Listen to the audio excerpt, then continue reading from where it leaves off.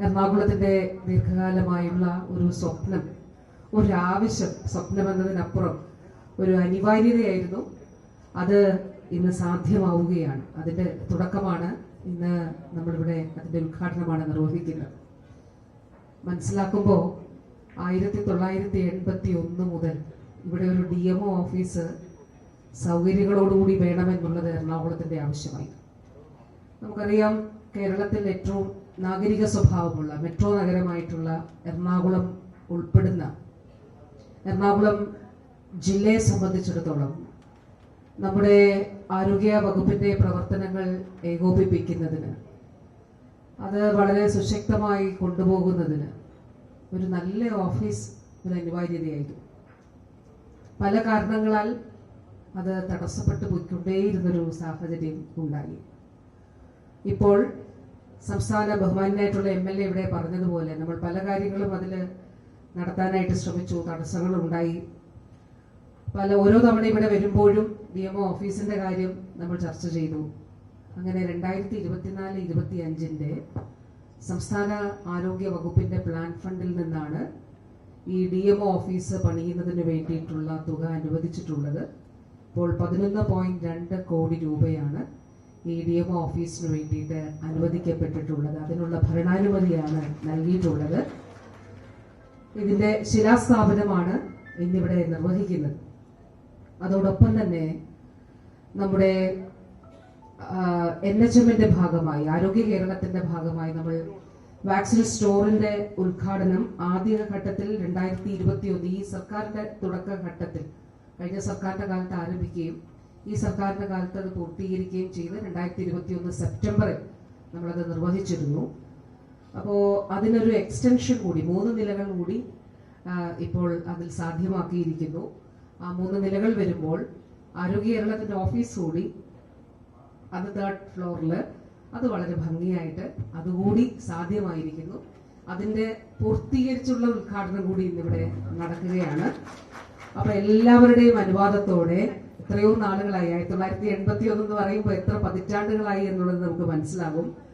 എത്ര പതിറ്റാണ്ടുകളായിട്ടുള്ള അക്ഷരാർത്ഥത്തിൽ എറണാകുളത്തിന്റെ ഈ ആവശ്യം, നമ്മുടെ DMO ഓഫീസ്, ഒരു ഓഫീസ് ഇല്ലാത്തപ്പോഴാണ് അതിന്റെ ഒരു പ്രശ്നം ഉണ്ടാവും. അപ്പൊ ഞാൻ ഓർക്കുന്നു, നമ്മുടെ കൊച്ചിക്കാരൻ കൂടിയായിട്ടുള്ള ശ്രീ മുഹമ്മദ് അനീഷ്, അദ്ദേഹം പ്രിൻസിപ്പൽ സെക്രട്ടറി ആയിരിക്കുമ്പോൾ നമ്മൾ ഇടയ്ക്ക് വേറൊരു വാടകയ്ക്കൊരു ഇതെടുത്ത് പോകുന്നതിന് വേണ്ടി ശ്രമിച്ചിരുന്നു. പക്ഷെ അന്നേരം അത് 4 ലക്ഷം രൂപ എന്തോ മറ്റുമാണ് വാടക വന്നത്. അപ്പൊ അത് PWDയുടെ റേറ്റ്സിനൊക്കെ അത് ചേരുന്നതായിരുന്നില്ല.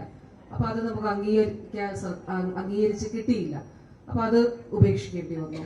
അങ്ങനെ പരിമിതമായ സ്പേസിലാണ് വാസ്തവത്തിൽ ഇപ്പോൾ DMOയുടെ ഓഫീസിന്റെ പ്രവർത്തനം നടക്കുന്നത്. ഈ കൊച്ചിയെ സംബന്ധിച്ചിടത്തോളം, എറണാകുളത്തെ സംബന്ധിച്ചിടത്തോളം നമ്മൾ പറയുമ്പോൾ അത്രയും അധികം ആവശ്യങ്ങൾ ഒരു പൊതുജനാരോഗ്യ മേഖലയിൽ ഉണ്ടായിക്കൊണ്ടിരിക്കുന്ന ഇടപെടലുകൾ ആവശ്യമുള്ള ഒരു ജില്ലയാണ്. അപ്പൊ അതുകൊണ്ട് തന്നെ ഇത് ഈ അനിവാര്യമായിട്ടുള്ള ഒരു ആവശ്യം, അതിന്റെ നിർമ്മാണ ഉദ്ഘാടനം എല്ലാവരുടെ അനുവാദത്തോടെ നിർവഹിക്കുന്നതായി അറിയിച്ചുകൊള്ളുന്നു. അതോടൊപ്പം തന്നെ നമ്മുടെ റീജിയണൽ വാക്സിൻ സ്റ്റോറിന്റെ ആദ്യഘട്ടം ഞാൻ പറഞ്ഞു 2021 സെപ്റ്റംബറിൽ നമ്മൾ അത് ഉദ്ഘാടനം ചെയ്തു. ഇപ്പോൾ അതിന്റെ എക്സ്റ്റെൻഡഡ് ആയിട്ടുള്ള 3 നിലകളും, ആ 3ാമത്തെ നില ഫെബ്രുവരിയിൽ തന്നെ DPMന് ഓഫീസ് അവിടേക്ക് നമുക്ക് പ്രവർത്തനം മാറ്റാനായിട്ട് കഴിയും. അപ്പോൾ ആ പൂർത്തീകരിച്ച കെട്ടിടത്തിന്റെയും എക്സ്റ്റൻഷൻ പ്രവൃത്തികളുടെ കൂടി ഉദ്ഘാടനം ചെയ്ത് നാടിന് സമർപ്പിക്കുന്നതായി അറിയിച്ചുകൊള്ളുന്നു.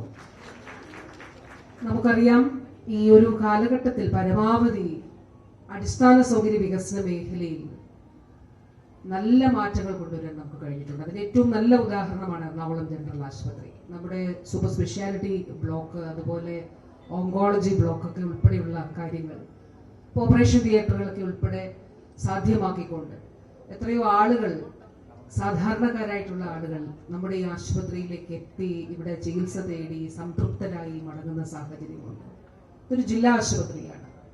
നമുക്കറിയാം, നമ്മുടെ സംസ്ഥാനത്ത് ആദ്യത്തെ, ഒരു ജില്ലാതല, സംസ്ഥാനത്ത് മാത്രമല്ല രാജ്യത്ത് ആദ്യത്തെ ഹാർട്ട് ട്രാൻസ്പ്ലാന്റേഷൻ നടന്നത് എറണാകുളം ജനറൽ ആശുപത്രിയിലാണ്. അപ്പൊ അത് ഞാൻ ഇടയ്ക്ക് വന്നിരുന്നു. പ്രിയപ്പെട്ട ആ മകൾ, അവൾ ജീവിതത്തിലേക്ക് തിരിച്ചു വന്നുകൊണ്ടിരിക്കുന്നതിനിടെയാണ്.